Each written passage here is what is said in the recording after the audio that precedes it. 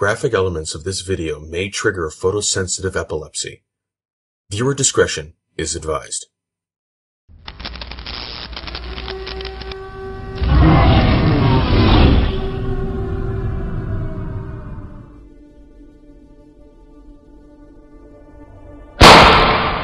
You awoke in a cold sweat from your dream, looking around the dim room with a fright. You didn't remember anything that happened in it except for a loud bang at the end, but you passed it off as just a nightmare. It had been a recurring nightmare you've had for the past few days now. You slowly rose from your bed, preparing your lunch for the day before heading off to work, stopping at a local store to pick up a little something along the way. As you drove, you reflected on your life before now, how your life partner had recently passed away from an unknown cancer at such a young age, how your children had recently graduated from college and were now living on their own with decent-paying jobs and relationships as well.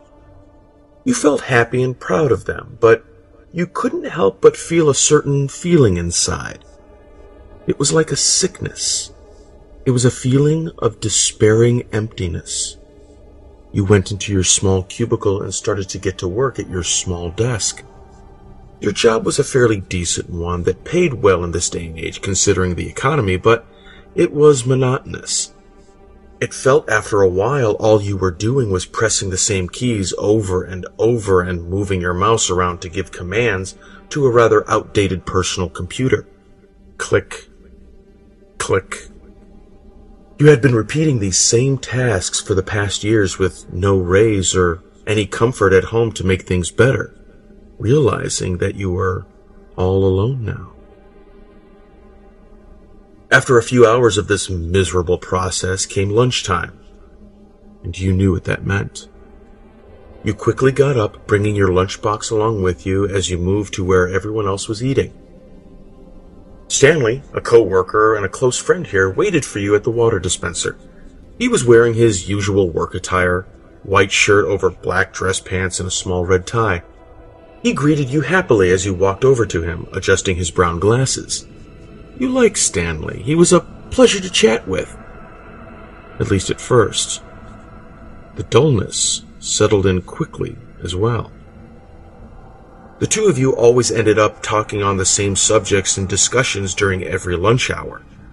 You were afraid to admit it to him that he was becoming boring. That everything was, in fact. But you were afraid of how he would react to that. That he just as might care too much over to you. You didn't want to shock and surprise him too much. He did, however, speculate that you were becoming increasingly more empty and bitter. But you always assured him that you were fine and he stopped pursuing his questions. After a few minutes of this worthless congregation, you set off to eat your lunch for today. It was always the same thing every day, a ham sandwich with a banana.